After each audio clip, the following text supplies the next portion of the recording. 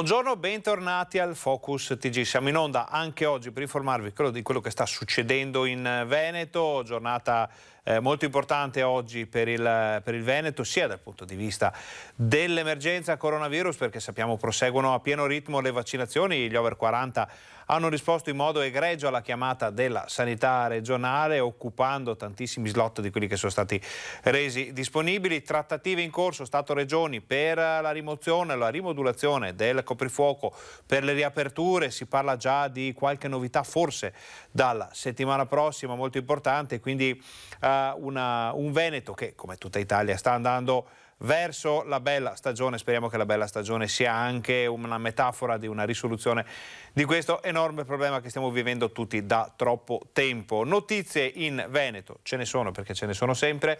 Noi saremo collegati durante la nostra informazione con Padova per le ultime novità. Saremo collegati anche e soprattutto con il ponte di Bassano, il Ponte Vecchio, il Ponte degli Alpini, che ieri è stato riconsegnato alla città, al Veneto, a tutti gli amanti del bello, della tradizione, dell'arte, da parte della ditta che ha concluso il restauro del monumento nazionale. Ieri sera, durante il TG Bassano, abbiamo fatto una breve diretta per far vedere i primi istanti dopo la riapertura. Sono state tolte tutte le transenne, il ponte è interamente calpestabile, utilizzabile, e l'effetto che se ne è avuto, poi vedrete le immagini della nostra troupe sul posto, è quella di una vera e propria piazza calata sul Brenta, dimensioni che tutti avevano dimenticato, un po' per le transenne, un po' per le traversie degli ultimi anni in cui il ponte è stato sottoposto a importanti lavori di sistemazione e restauro. Questo lo vediamo poi. Parleremo anche di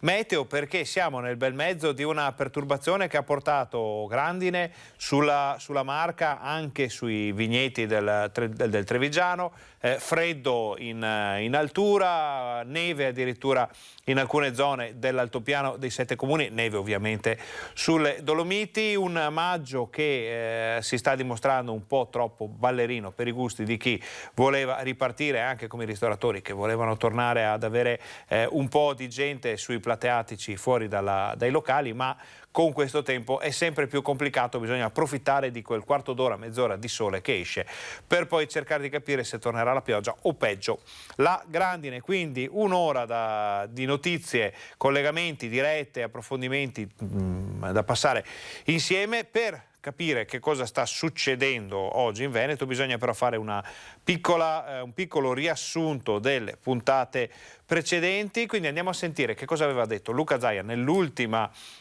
conferenza stampa, ovvero quella di venerdì, durante la quale è stato annunciato che sarebbero stati aperti gli slot per i quarantenni. Dalle ore 16 di oggi è finita l'esclusiva per i 50-59 e andremo ad aprire le agende per i 40-49 anni, già con le prime vaccinazioni, già dalla giornata di oggi, per i più fortunati, domani, dopodomani e così via, fino al 16 di giugno. Il Veneto anticipa i tempi rispetto al resto del paese, dove da indicazione del commissario dell'emergenza Figliuolo lunedì si apriranno le prenotazioni per il vaccino anti-Covid agli over 40. Ma qui da noi, già dal pomeriggio, 742.000 veneti tra i 40 e i 49 anni hanno iniziato ad occupare l'agenda vaccinale. Oltre il 98% degli over 80, oltre l'82% degli over 70 e più del 65% dei cittadini tra i 60 e i 69 anni ha ricevuto almeno una dose. Con le vaccinazioni inizia la vera fase di convivenza con il virus. A chi mi chiede come sarà il futuro rispondo che avremo a che fare solo con i richiami, spiega Zaia, che aggiunge: finito con i quarantenni si prospetta un libera tutti. Non si andrà più per target di età e a quel punto ognuno che ha un angolo dove può fare vaccinazioni è messo nelle condizioni di non dover più chiedere la carta d'identità per capire se è fuori fascia d'età. E arriva una novità per agevolare le prenotazioni attraverso l'app Sanità Chilometri Zero Ricette. È una nostra app che già avevamo, al quale abbiamo fatto una modificazione genetica digitale, cioè c'è dentro la vaccinazione. Si clicca prenotazioni Covid, avanti, si sceglie dove si via. E continua a migliorare la situazione dei contagi. In Veneto RConT a 0,88, 12% di occupazione nelle terapie intensive in area non critica, incidenza di 67,5 casi ogni 100.000 abitanti. E a proposito di parametri, il Comitato Tecnico Scientifico entro questa settimana potrebbe deciderne la revisione accogliendo le proposte delle regioni. Come regioni proponiamo sotto i 50 zona bianca, dai 50 ai 149 zona gialla, dai 150 ai 250 arancione, sopra i 250 rosso, se sei sopra il 30% di intensive e il 40% di non intensive va in rosso. Intanto il ministro della Salute Speranza ha firmato un'ordinanza che cancella l'obbligo di quarantena per chi entra in Italia dai paesi dell'Unione Europea e dell'area Schengen. Con un'altra ordinanza si rafforzano i voli Covid tested, estendendone la sperimentazione tra gli altri anche allo scalo di Venezia. È un fatto anche di ulteriore disponibilità della regione più turistica d'Italia nei confronti dei nostri turisti, dei transiti che avremo presso l'aeroporto. Allora andiamo a vedere con la regia di Fabio Verin i dati della campagna di vaccinazione in Veneto. Sono dati molto interessanti e anche importanti visto il volume che è stato sottolineato anche dal commissario generale Figliuolo in Veneto l'altro ieri per verificare come sta andando la macchina delle vaccinazioni qui nella nostra regione. Ne è uscito insomma anche sorpreso, ci fanno sapere gli addetti ai lavori. Allora, popolazione residente con almeno una dose siamo a 1,5 milioni, oltre 1,5 milioni, che è 1.565.700 persone, ovvero il 32,1% dei veneti, praticamente un terzo, hanno già avuto la prima dose. Ciclo completo l'hanno avuto invece il 13,3% dei veneti, ovvero 649.393. Questo è un numero che sta crescendo. Ovviamente sappiamo che le seconde inoculazioni, la conclusione del ciclo è iniziata non da moltissimo per tutti quanti, quindi ci vorrà del tempo. Però gli over 80 con almeno una dose sono il 97,3% del totale. I residenti in Veneto fra i 70 e i 79 anni con almeno una dose sono l'83%, anche qui sono dati davvero alti. 60-69 anni con almeno una dose siamo al 67,2% e 50-59 anni aperti, ricordiamo questa settimana, con almeno una dose il 25%. Siamo un po' indietro forse in questa fascia, ma anche qui ovviamente le cose devono poi prendere ritmo. Percentuale di disabili in Veneto con almeno una dose 72,4 ed è importante, vulnerabili con almeno una dose 68,8, quindi le fasce più a rischio di finire in ospedale in terapia intensiva, anziani, vulnerabili, disabili, persone fragili, sono coperte in modo importante dalla prima dose. Sappiamo che la seconda dose sta arrivando per moltissimi. Altra parte di questa tabella che però poteva andare meglio questa settimana è quella delle inoculazioni. Avevamo fatto 296.232 persone coperte, inoculazioni in generale fra il 3 maggio e il 9 maggio, quindi la settimana precedente. Questa settimana che deve ancora concludersi siamo a 192.233 dati aggiornati a questa mattina. C'è da dire comunque che comunque vada si farà meglio in questi 2 giorni, questa settimana, delle settimane importanti di marzo e aprile e anche della l'ultima settimana di aprile nella quale comunque erano stati coperti 182.000 persone. I veneti continuano a rispondere in modo egregio a questa campagna. Vediamo i dati delle varie aziende sanitarie, vediamo che Padova ha già superato quota 400.000, anche l'azienda 9 Scaligera, siamo già a 417.000 in provincia di Verona, la Marca Trevigiana si avvicina ai 400.000, la Serenissima che va sommata poi col Veneto Orientale assieme fanno quasi 400.000, insomma cominciano a diventare volumi molto interessanti che confermano come la macchina vaccinale del Veneto stia correndo e come i veneti stiano rispondendo in modo egregio alla chiamata. Ultimo dato di questa tabella, andiamo lentamente a vedere la prima parte, perché nella giornata di ieri sono state inoculate 44.726 dosi e si avvicina al tetto massimo delle 45.000 che avevamo visto nei giorni scorsi. Sappiamo anche che Luca Zaia ha detto che la capacità sarebbe molto più alta, però insomma bisogna stare attenti alla disponibilità di vaccini per un totale di 2.246.000 complessivi complessivi fra prime dosi e cicli completati, suddivisi in questo modo: 24.000 prime dosi fatte per un totale di 1,5 milioni, 1.578.000, e 20.000 cicli completati per un totale di 668.058. Il Veneto ha inoculato il 91,9% delle dosi a disposizione, ovvero fornite dall'inizio della campagna vaccinale. Dati interessanti che ci confermano come ormai si vada avanti a sprombattuto, come si suol dire. I quarantenni stanno rispondendo molto bene alla chiamata annunciata nelle scorse ore da Zaia, aperti subito le possibilità di vaccinazione con vari sistemi e vediamo per esempio per quanto riguarda l'Ulsotto sono stati aperti 22.000 posti. Over 40 è venuto il loro momento. Dalle 16 del pomeriggio la corte di classi dal 1982 al 1971, nell'Uslotto circa 50.000 persone, ha potuto tramite portale o con l'app di Sanità Chilometro Zero prenotare la vaccinazione. Noi già da oggi sono a disposizione più di 22.000 posti, quindi un buon risultato. Contiamo però all'esaurimento di questi primi 22.000 posti di aprire già anche nei prossimi giorni ulteriori slot vaccinali. Vaccinazione degli over 40 che comincerà già domenica nel primo pomeriggio nell'hub di Lonigo, per poi proseguire in fiera da lunedì con le sedute serali dalle 19 alle 23, dove saranno aperte 8 linee vaccinali per complessivi 400 posti, e questo fino al 16 giugno. Contemporaneamente prosegue anche la vaccinazione degli over 50 con, su una platea di oltre 80.000 soggetti, 24.000 già vaccinati e 31.000 di prenotati. Siamo al 66% tra vaccinati e prenotati. Ci mancano circa 27.000 persone. È una corte di età in progress. In supporto ai centri vaccinali ci saranno anche i medici di medicina generale. Si continua a vaccinare con i vaccini Pfizer e Moderna, mentre la gente prende d'assalto i centralini del SISP. La preoccupazione maggiore è il richiamo a 42 giorni e le vacanze di mezzo. La gente chiede l'anticipo, il chiarimento. Noi consigliamo di andare in vacanza tra la prima e la seconda dose.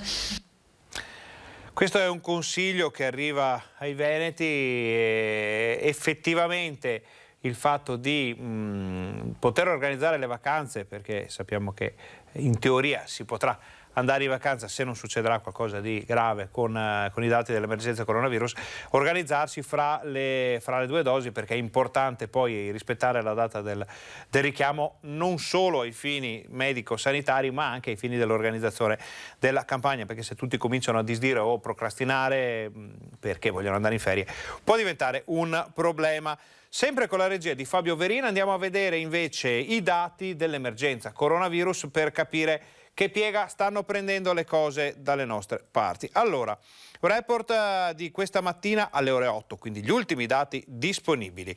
I casi attualmente positivi in Veneto sono 15.894. Abbiamo scollinato anche quota 16.000, eravamo a 20.000 solo pochi giorni fa. La curva è in crollo totale, assoluto, importantissimo la velocità, vedere la velocità con cui crolla questa parte della tabella, perché essere scesi sotto i 16.000 è davvero fondamentale per la pressione in generale da parte dell'emergenza coronavirus, dell'epidemia. Sono 238 le nuove positività riscontrate nelle scorse ore, per un totale dall'inizio dell'emergenza coronavirus in Veneto di 419.901 persone positive al coronavirus. Altra parte di questa tabella che è davvero importante è il numero delle persone che si sono negativizzate, siamo a 392.524. Purtroppo c'è sempre da fare i conti con i decessi legati all'emergenza e al coronavirus. Abbiamo superato di molto gli 11.000, siamo a 11.483, anche qui sta un po' scemando, sta un po' scendendo la curva dei decessi, però sarà sempre troppo e dovremo prima o poi fare i conti anche con questa situazione, con questi dati. Scendiamo nella seconda parte della tabella, che è forse più importante della prima, perché la prima abbiamo visto potrebbe essere anche rassicurante. Andiamo a vedere come sta reggendo la sanità del Veneto la spallata ormai molto debole, possiamo dirlo, di questa fase dell'epidemia, dell'emergenza. Siamo a 887 persone ricoverate in area non critica, di cui 585 ancora positive, 302 che si sono negativizzate. 887, se ricordate come eravamo messi qualche giorno fa, eravamo ben oltre i 1000, 1500, insomma in Veneto c'erano molte più persone ricoverate. Terapia intensiva scende più lentamente, ma scende anche questo. Siamo sotto i 100 positivi ricoverati in terapia intensiva in Veneto.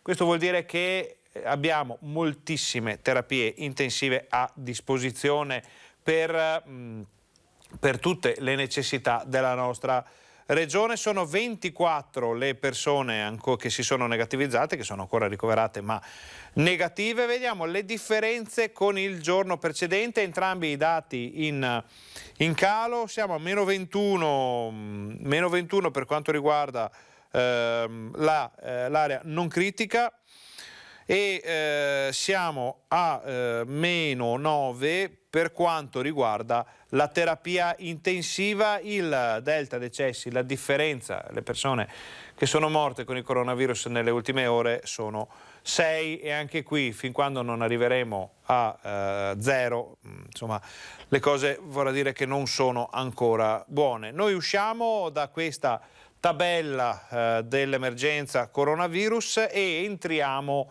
in modalità meteo, perché abbiamo la possibilità di parlare, di chiarire un po' quello che è successo nelle scorse ore con la situazione meteorologica con Nicolas Farronato di Meteo Bassano e Pedemontana del Grappa, social e web in generale, che come sempre il sabato si collega con noi per fare un po' il riassunto anche lui delle puntate precedenti, ovvero di quello che è successo in settimana, e per dirci che cosa succederà nelle prossime ore, che cosa ci aspetta. Mentre Nicolas poi parla con noi, ci racconta, noi riusciremo a tirar fuori dai social, dalla pagina, ma in generale dal web, qualche immagine del maltempo impressionante che si è abbattuto sulla regione nei giorni scorsi. Buongiorno Nicolas.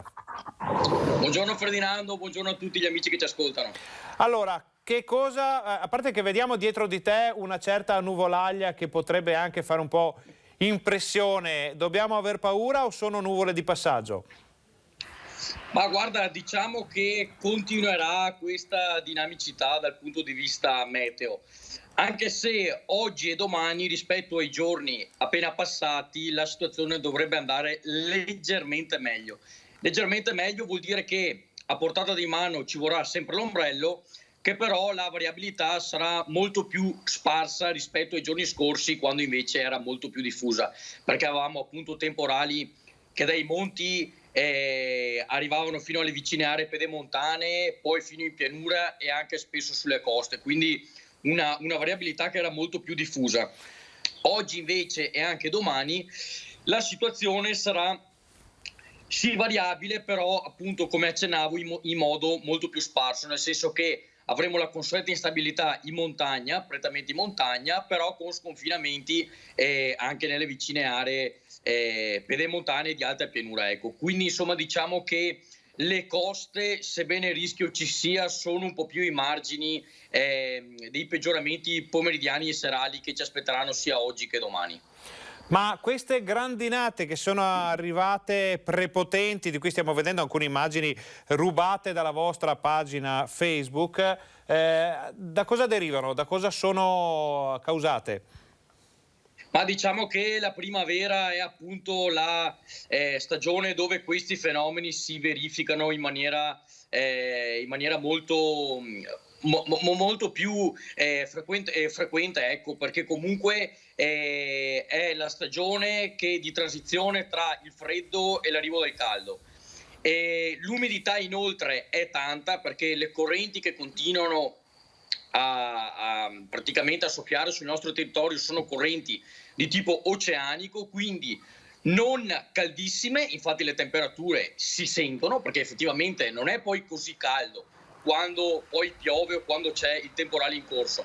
Però sentiamo che ovviamente quando esce il sole, cioè si fa presto arrivare a 23-25 gradi, perché comunque siamo a maggio inoltrato, quindi è un classico di questa stagione. Si passa quindi magari da una mattinata un po' più soleggiata, Poi appunto il sole del mattino non fa altro che caricare l'atmosfera di energia, che poi nel pomeriggio, durante le ore diurne, quando appunto il caldo arriva all'apice, si formano questi temporali. Cosa vuol dire? Che magari con la tanta umidità e il caldo della mattinata, che comunque ha portato la temperatura a 20-22, a tratti anche a 25 gradi, e poi quest'aria più umida e fresca di origine atlantica fa sì che la precipitazione purtroppo prevalente sia spesso la grandine invece che la pioggia. Certo. Il fatto è che fortunatamente, passatemi il termine, lo metto tra virgolette, la grandine che cade è di piccole dimensioni, ma sfortunatamente ne cade talmente tanta che questa mattina, ad esempio,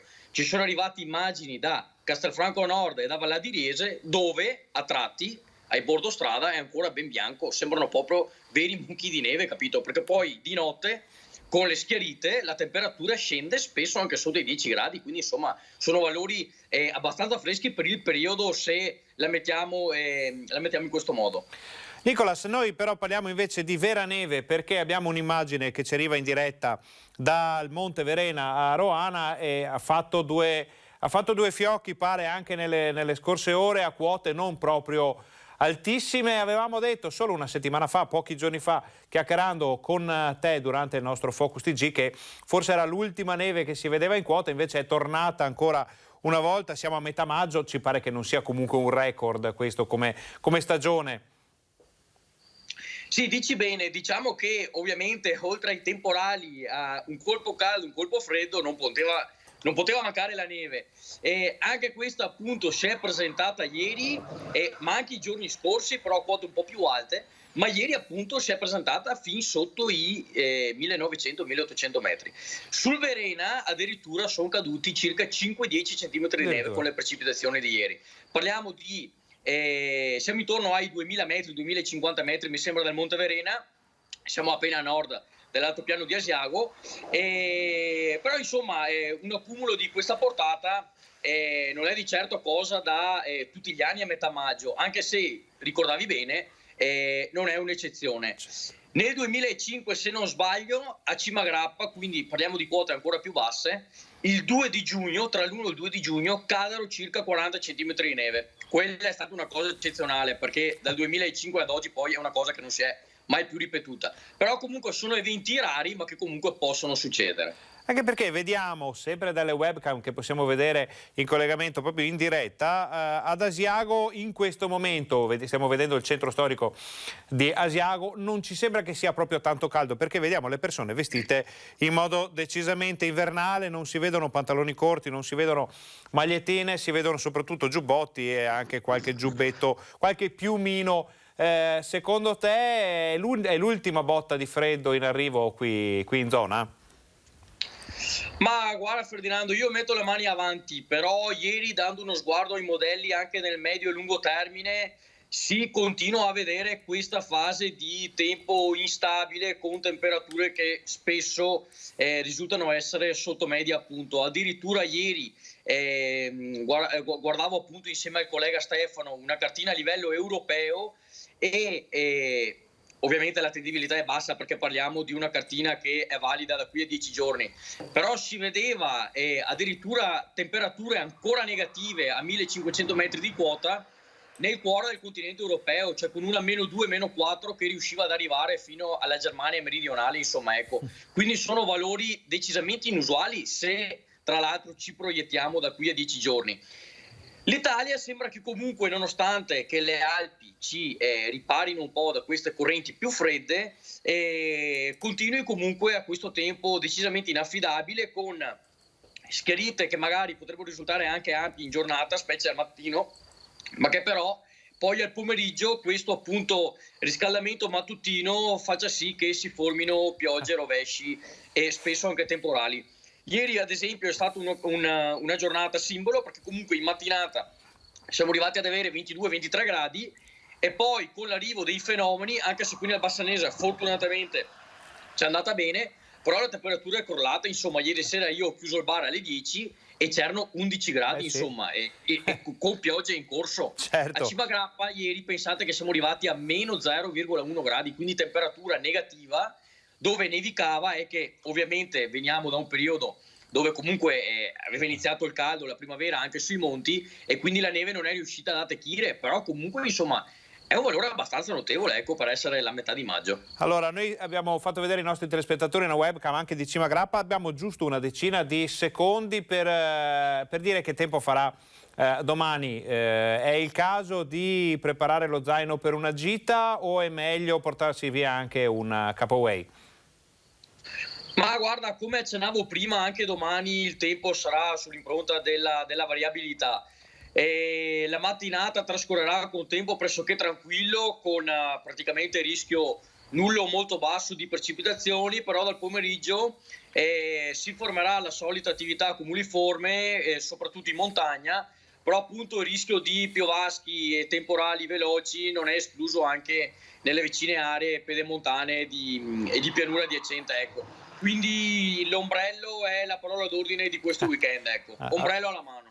Ombrello alla mano. Allora Nicolas, poi vedremo domani se qualcuno avrà da ridire su queste previsioni, ne parleremo, ci risentiremo. Intanto ti ringraziamo come sempre per il tempo che ci concedi, ti auguriamo un buon fine settimana e invitiamo naturalmente anche i nostri telespettatori a dare un'occhiata sempre alle vostre pagine Meteo Bassano e Pedemontana del Grappa per capire come si sta muovendo il meteo da queste parti. Grazie.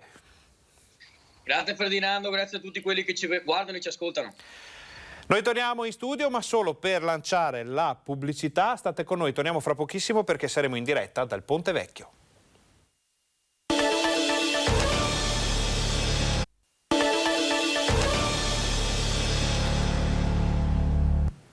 Buongiorno, bentornati al Focus TG. Siamo in onda anche oggi in diretta per informarvi di quello che sta succedendo in Veneto, per raccontarvi questo nostro Veneto. Siamo stati finora in collegamento con Nicolas Faronato di Meteo Bassano Pedemontana del Grappa per fare un po' il punto della situazione meteo, di quello che è successo nei giorni scorsi e di quello che potremmo aspettarci per domani. Invece adesso andiamo da Angelica Montagna che ci aspetta sul Ponte Vecchio di Bassano. Chiamatelo Ponte degli Alpini, chiamatelo come vi pare, la sostanza non cambia perché il monumento nazionale è stato riconsegnato alla città dopo la fine del restauro, dopo i lavori importantissimi che sono durati anni, ed è decisamente una vista emozionante e entusiasmante. È vero Angelica?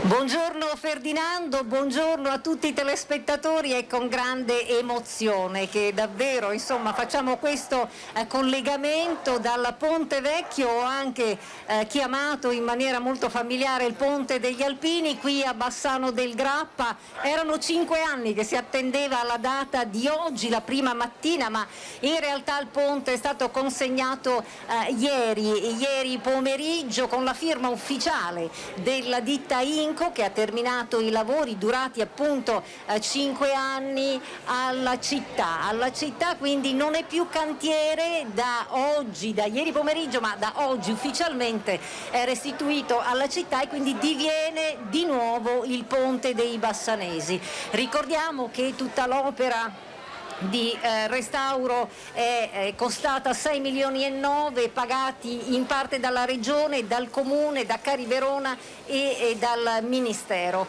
Ebbene, oggi siamo venuti a fare un po', come vedete, un giro. Abbiamo anche svolto un'inchiesta fra la gente molto entusiasta di questo ponte riaperto. Molti ci hanno detto addirittura sembra anche molto più largo dopo il rifacimento anche del pavimento. La cosa che ai bassanesi oggi ha fatto sorridere è che in effetti, e l'abbiamo documentato anche noi con quella che è stata la nostra inchiesta, ci sono stati veramente tantissime compagnie venute da fuori, anche dei ciclisti hanno detto noi sapevamo dell'apertura e quindi siamo partiti da Chioggia proprio per farci la foto, per farci un selfie, per farci un mini video però da questa balaustra e da questo ponte stupendo. Noi vediamo addirittura che ci sono delle bandiere alla nostra sinistra, delle bandiere con la fascia naturalmente tricolore, i palloncini allestiti proprio per questa che, lo ricordiamo, non è un'inaugurazione ma soltanto un'apertura del ponte, perché L'inaugurazione vera e propria è prevista per il 3 ottobre e proprio per questo evento, che sarà un evento veramente importante e molto sentito, è stato invitato il Capo dello Stato Sergio Mattarella, che non ha ancora risposto. Pare che insomma da voci di corridoio in realtà quel giorno la sua agenda sia libera, ma che stia aspettando di eventualmente inserire un altro appuntamento in Veneto per fare in modo che il suo spostamento così importante, insomma, della massima carica dello Stato abbia anche più di un appuntamento. E questo secondo appuntamento probabilmente potrebbero essere, ci hanno detto, i 1600 anni di Venezia.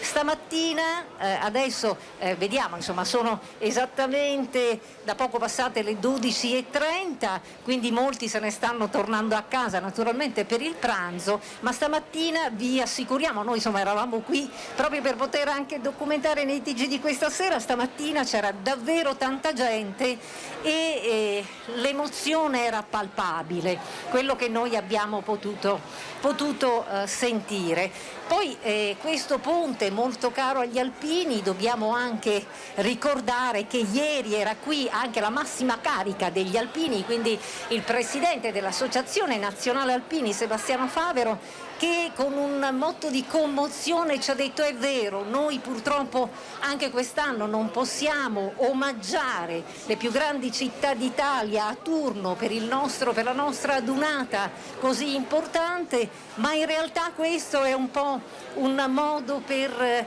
come dire, risarcire tutti noi alpini di queste date purtroppo saltate a causa del Covid. Quindi diceva: noi è vero abbiamo contribuito, perché fra coloro che hanno contribuito vanno citati anche gli alpini per l'illuminazione, che ricordo è un'illuminazione, se noi, grazie al cameraman intanto Renzo Rigon come sul ponte, l'illuminazione come potete vedere è un'illuminazione delle antiche lanterne, anche se è stata cambiata quindi al LED. L'illuminazione è anche sulle stilate del ponte con un'immagine suggestiva davvero alla sera. Le stilate, vi ricordo, è stato proprio il più grande lavoro che è stato fatto, anzi possiamo dire che è stata l'intervento che ha dato il là a tutta una serie di lavori, quindi non solo le stilate per la staticità del ponte, ma per esempio il pavimento. Io, grazie al cameraman che sta inquadrando,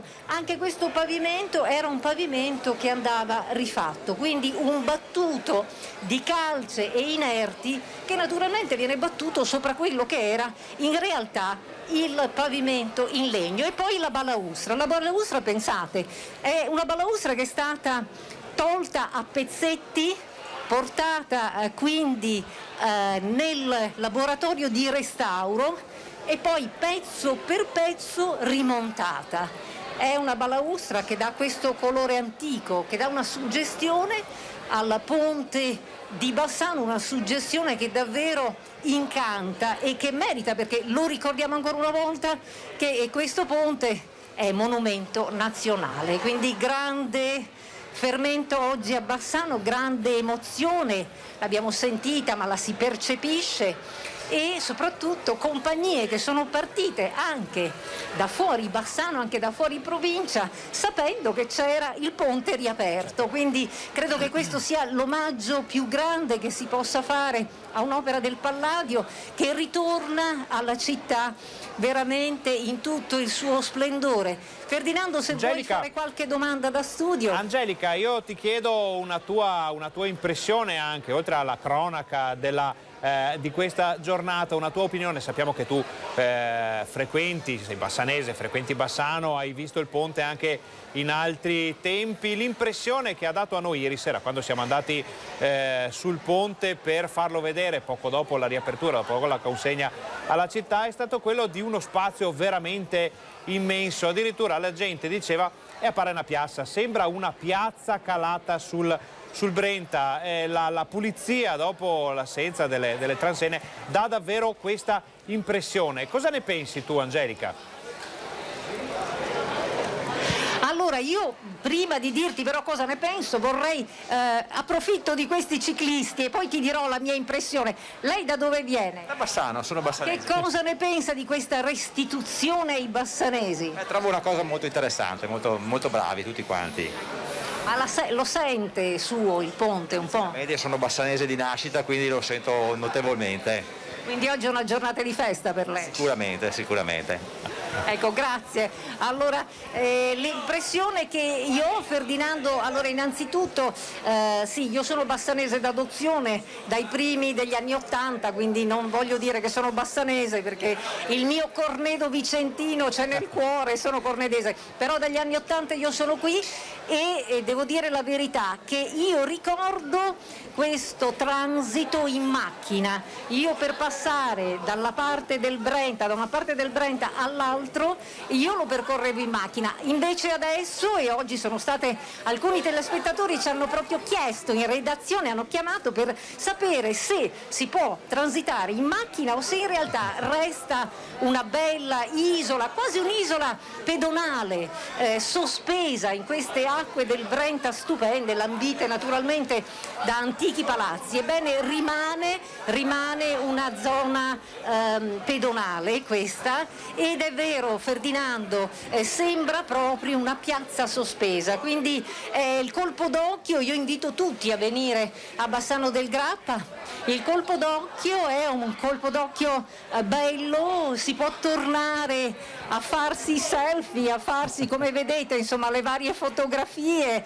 Comunque c'è un clima di festa, Ferdinando, qui lo si percepisce, no? Abbiamo anche intervistato dei ragazzi, ci hanno detto che bello tornare a prendere l'aperitivo insieme. Ecco, quasi dà l'impressione di una rinascita, e nonostante mascherine e distanziamenti dà l'impressione che insomma quell'incubo grande del Covid anche il ponte se lo porti via con le sue acque. Questo è un po' quello che si respira, Ferdinando, oggi sul Ponte Vecchio, monumento nazionale qui a Bassano del Grappa, che, lo ricordiamo, ha riaperto. Si può tornare a vivere il ponte, si può tornare a respirare anche quel senso di alpini, quel senso di appartenenza. Quindi non è soltanto un'apertura così, abbiamo detto l'inaugurazione sarà ad ottobre, ma è un'apertura anche di cuore, di sentimento, di grandi emozioni. E questa sera nei TG, Ferdinando, voi potrete proprio sentire quella che è l'inchiesta che noi abbiamo svolto appunto fra la gente. Angelica, noi ti ringraziamo anche per queste belle impressioni, si sente il trasporto emotivo di una veramente forte, di una data importante per Bassano, ma solo anche per il Veneto, per tutti gli amanti del bello, dell'arte, della storia, della tradizione. Noi abbiamo la pubblicità che incombe, quindi ti ringraziamo per questo collegamento, ringraziamo anche Renzo Rigon per la parte tecnica e diamo appuntamento ai nostri telespettatori a questa sera. Grazie.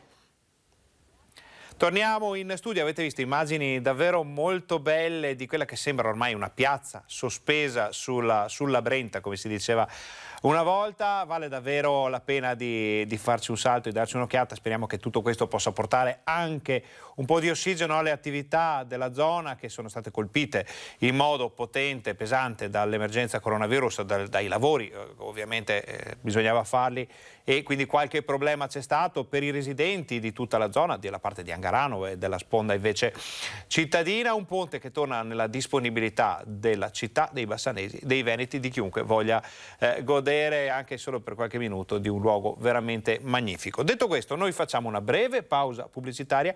State con noi perché torniamo fra pochissimo.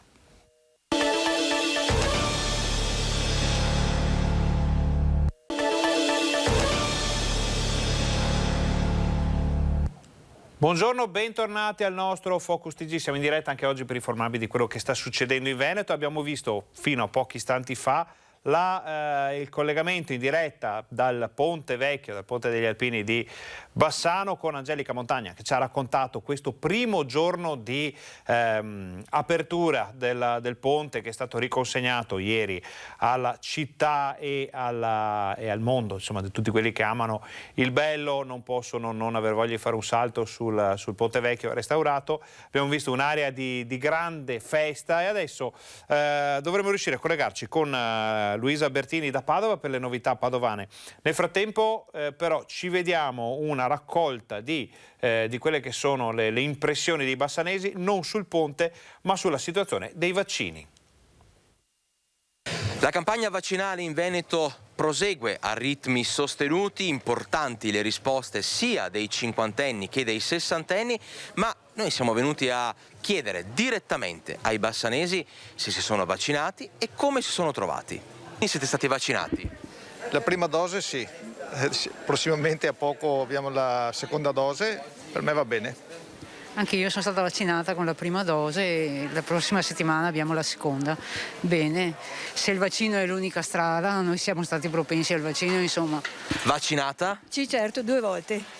Quindi ha già completato, diciamo, anche il richiamo. È andato tutto bene? Tutto bene abbastanza, sì.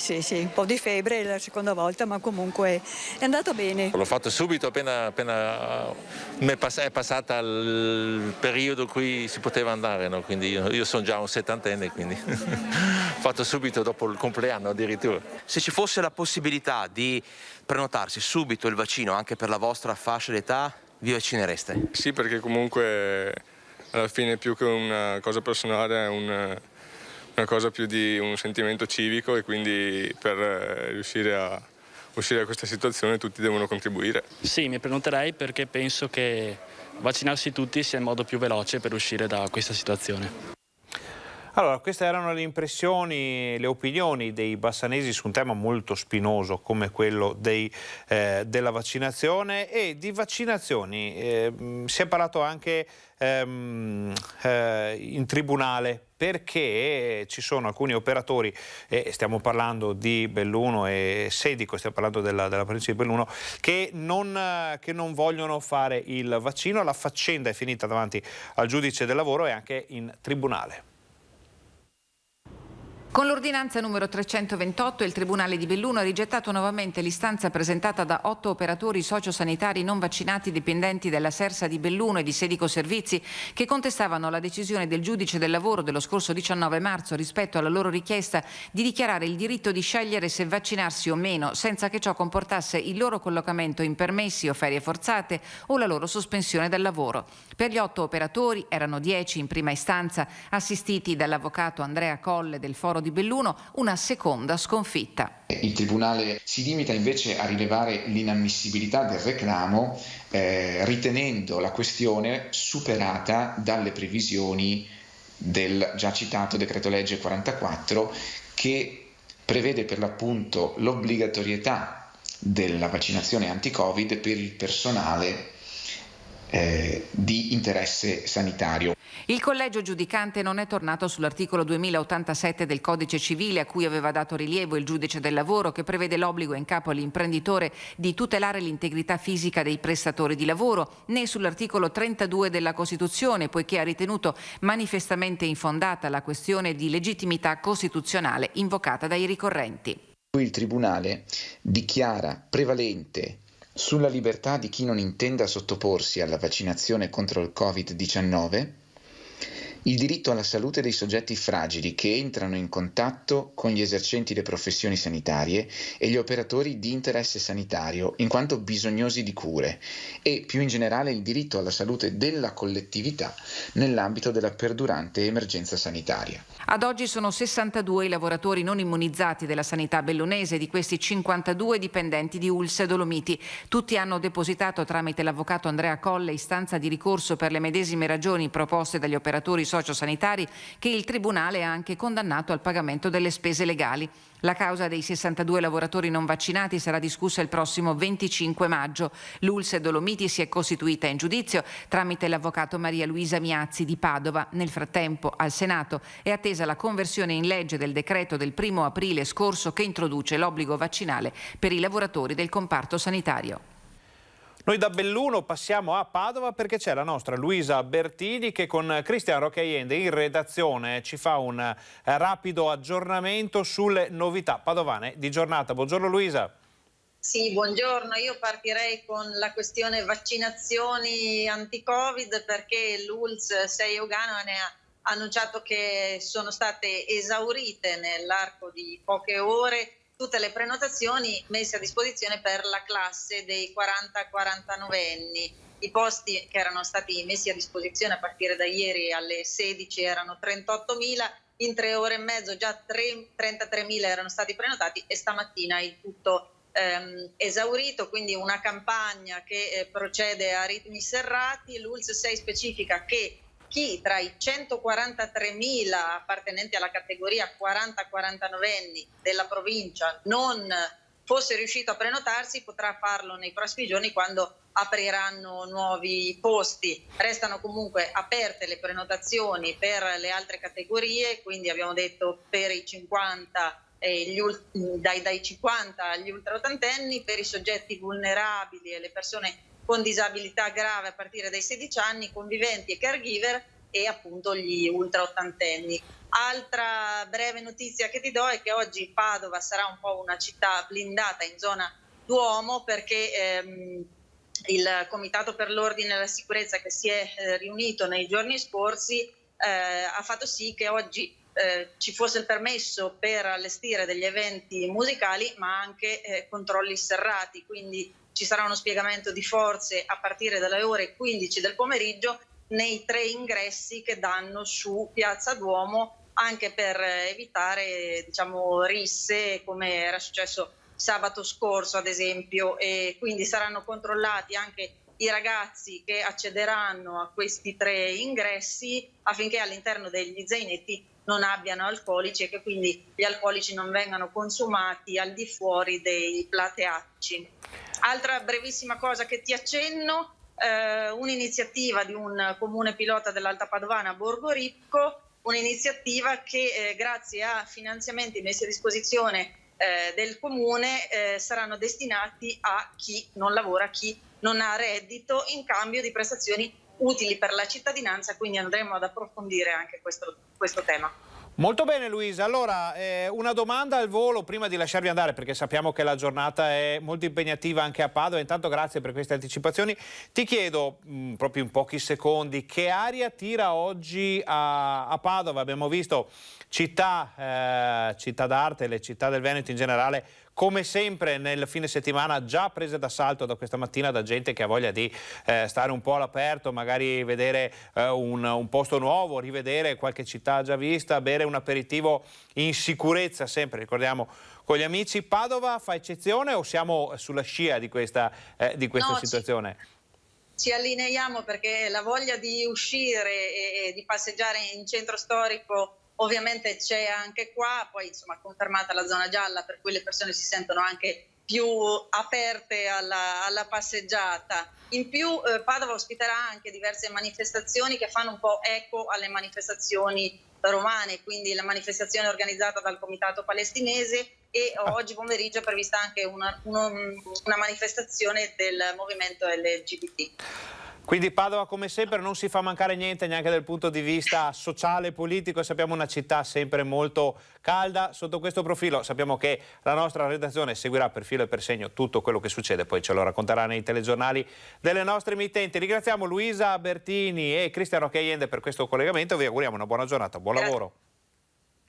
Torniamo in studio, allora avete sentito anche a Padova, pur non essendoci notizie per ora di cronaca, succede sempre un po' di tutto, l'amministrazione deve un po' correre ai ripari per evitare quello che si è visto nelle scorse settimane con situazioni davvero inaccettabili dal punto di vista della sicurezza pubblica, con risse e altre vicende simili in pieno centro storico. L'amministrazione invece di Castelgomberto revoca le ordinanze che avevano un po' silenziato la cittadina dopo la scoperta della presenza della variante indiana. Castelgomberto, la variante indiana non fa più paura. Su 472 tamponi effettuati dopo i 5 casi positivi alla variante individuati in paese, solo 2 sono risultati positivi, uno un nuovo caso, mentre il secondo è un vecchio positivo. Insomma, la situazione è più che sotto controllo e il SISP, Servizio Igiene e Sanità Pubblica, dà il via libera da lunedì alla riapertura sia della scuola elementare che della scuola media.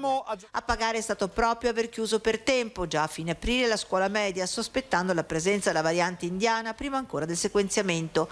Riaprono le scuole dunque, il sindaco rivede le ordinanze restrittive. Le ordinanze che avevo emesso per la chiusura dei parchi pubblici e per gli impianti sportivi erano in scadenza appunto per il 16 e il buon esito dello screening insomma ci porta a dire che la situazione pare insomma essere stata abbastanza superata. Ovviamente qualche caso c'è ancora, ma stiamo parlando di numeri limitati. Tempismo e pronta reazione sono stati fondamentali per circoscrivere sul nascere il potenziale focolaio ed oggi la notizia ridà serenità al paese, ma il sindaco incalza e non ci sta che Castelgomberto possa essere in qualche modo tacciato da untore. Abbiamo fatto tutto quello che serviva per limitare il contagio, abbiamo cercato i contagiati perché comunque la diffusione va contenuta e non credo che a Castelgomberto sia una situazione molto diversa dagli altri comuni. Forse la differenza è che a Castelgomberto i tamponi ne abbiamo fatti tantissimi, proprio perché non vogliamo che l'infezione si propaghi in maniera incontrollata. Oggi, domani, fine settimana dedicato anche alle bellezze dello Scrigno di Meraviglie Veneto a disposizione del FAI, che viene messo a disposizione di tutti per chi ha voglia di vedere qualche villa o qualche luogo straordinario. Tornano le giornate di primavera FAI, il Fondo Ambiente Italiano, dopo l'inverno e dopo la sosta dello scorso anno dovuto all'emergenza sanitaria. Si riaprono nel fine settimana di sabato 15 e domenica 16 le porte di gioielli molte volte nascosti del territorio. Accompagnati dalle guide dei ragazzi apprendisti ciceroni di alcune scuole superiori della provincia, i padovani potranno accedere a Palazzo Santo Stefano, sede della provincia e della prefettura, e al suo appartamento presidenziale.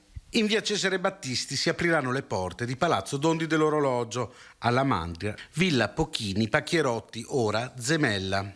A Noventa Padovana sarà possibile invece visitare Villa Giovannelli Colonna. Un monumento straordinario della nostra cittadina, tra l'altro è presente nel simbolo, nello stemma del comune. Siamo felicissimi che la proprietà privata, che ha fatto un intervento di restauro minuzioso e molto particolare, dia la possibilità alla cittadinanza tutta di offrire questo spettacolo che è veramente sensazionale. La villa, come gli altri monumenti, sarà visitabile su prenotazione nel fine settimana. Chi non dovesse trovare posto, però, non deve demordere. L'amministrazione comunale di Noventa Padovana, insieme alla proprietà della villa, infatti, sta organizzando delle visite anche nei prossimi fine settimana. Se non vi fosse la possibilità di vedere Villa Giovannelli in questo fine settimana, cosa auspicabile nel ringraziare per la grande iniziativa del Fondo per l'Ambiente Italiano che sostiene le emergenze architettoniche e ambientali del nostro Paese, ci sarà la possibilità di vederla anche in futuro. Villa Giovannelli diventa di fatto una delle ville della Riviera del Brenta, una delle più significative, tolta naturalmente la grande Villa Pisani. Siamo quasi in chiusura, ma prima di salutarvi dobbiamo darvi una notizia molto interessante sull'emergenza coronavirus. È arrivata in questo momento dall'ANSA nazionale, perché ci si dice che l'R-T, l'indice di contagio calcolato sui sintomatici, resterà tra gli indicatori di riduzione del rischio, ma non rappresenterà più un automatismo per determinare l'assegnazione dei colori alle regioni. Quindi in teoria cambia completamente l'approccio a questo dato che più volte ha causato l'ingresso delle regioni italiane in questa o in quella fascia di rischio arancione, gialla o addirittura rossa, e quanto si apprende da fonti che lavorano nelle modifiche dei parametri in merito all'aggiornamento degli indicatori cui lavorano l'Istituto Superiore di Sanità, il Ministero e le regioni. L'automatismo, come già annunciato, riguarderà esclusivamente l'incidenza dei contagi sulla popolazione e il tasso di ospedalizzazione. In generale gli indicatori passeranno da 21 a 10 o forse 12. Lunedì, quindi già dopodomani, è previsto un incontro tra tutte le componenti per un accordo definitivo. Notizie importantissime in arrivo, quindi noi ve le daremo come sempre nei nostri telegiornali o nel Focus TG o nei telegiornali serali. Vi invitiamo a vedere TG Bassano, TG Vicenza di questa sera per tutte le novità dal Vicentino e dalla Pedemontana. Ringraziamo Fabio Verin e Alessandro Costacurta in regia, vi auguriamo una buona giornata.